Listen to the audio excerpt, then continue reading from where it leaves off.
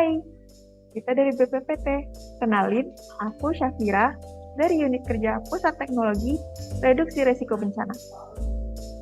Halo, nama saya Arfan Ridwan Nurtawan, biasa dipanggil Arfan dari Unit Kerja Pusat Teknologi Elektronika.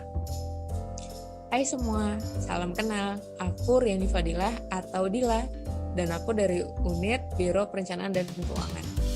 Terus, mau ngapain kita di sini? Ini deal, kita mau bahas tentang ASN nih.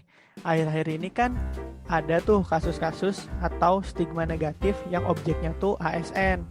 Mulai dari korupsi bansos, COVID-19, korupsi benih lobster, dan banyak deh lainnya. Iya tuh, padahal sebenarnya kalau semua PNS menerapkan aneka, aku yakin sih kejadian kayak gini bisa diminimalisir. Aku pernah denger sih itu aneka, tapi apa sih persisnya nilai-nilai dasar aneka itu? Terus nilai-nilai apa sih emang yang ditanamin ke para ASN tuh? Ini, kalian tahu kan fungsi ASN itu apa? Fungsi ASN itu ada 3 guys.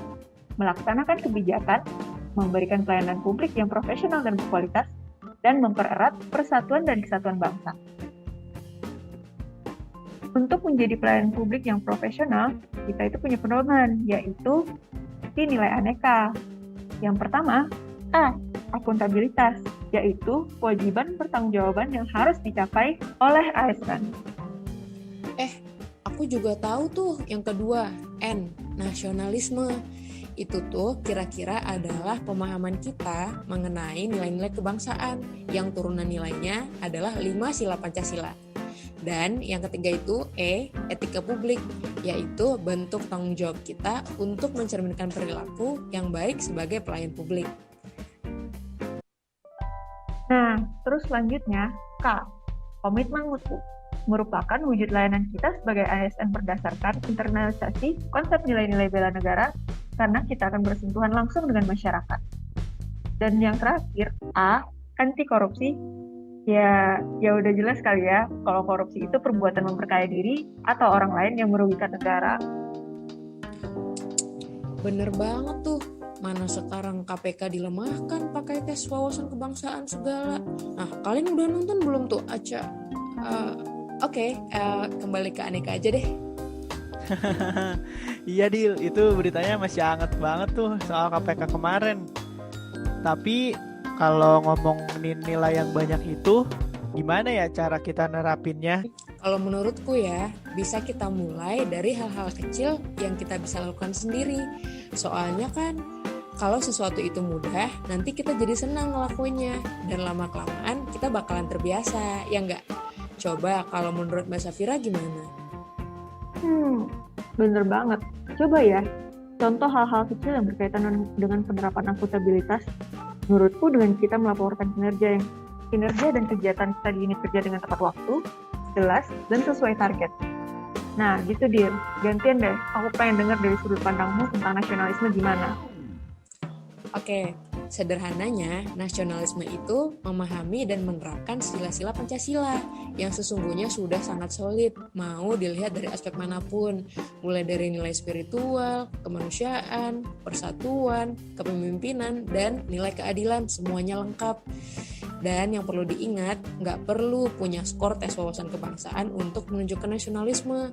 Justru akan lebih powerful kalau ditunjukkan langsung tindakannya, seperti menjalankan ibadah sesuai ketentuan, tidak menghakimi orang lain atas dasar apapun, tidak memaksakan kehendak, menyebarkan atau mempelajari hal-hal yang baik, dan terakhir kalau kata Presdir Mas Pion dan Titik Puspa tuh, cintailah produk-produk Indonesia. Lanjut Mbak Fir. Oke, kalau etika publik ini kan gimana caranya supaya kita sebagai ASN mencerminkan perilaku yang baik dalam memberikan pelayanan kepada masyarakat. Contoh simpelnya bisa dengan menerapkan kode etik PNS tidak hanya di lingkungan kerja tapi juga dalam bernegara, berorganisasi, dan dalam kegiatan masyarakat. Coba deh, tadi kita udah kasih contoh. Kalau menurut Arfan, gimana nih hal-hal yang bisa diterapkan? Tinggal 2 nilai lagi kan, komitmen mutu sama anti korupsi. Kalau komitmen mutu itu aku tahu nih, kalau komitmen itu kayak efektif, efisien, inovatif, dan berorientasi mutu kan. Contohnya yang bisa dilakuin itu ya mengerjakan tugas secara efisien, tepat waktu, dan juga fokus. Nggak terus-terusan mikirin drama sosmed terus. Terus kita juga bisa tuh ngeluarin ide-ide baru buat pekerjaan-pekerjaan kita, seperti perangkat atau aplikasi yang dipakai di kantor. Biasanya sih anak-anak muda milenial kayak kita sekarang kan referensinya banyak ya.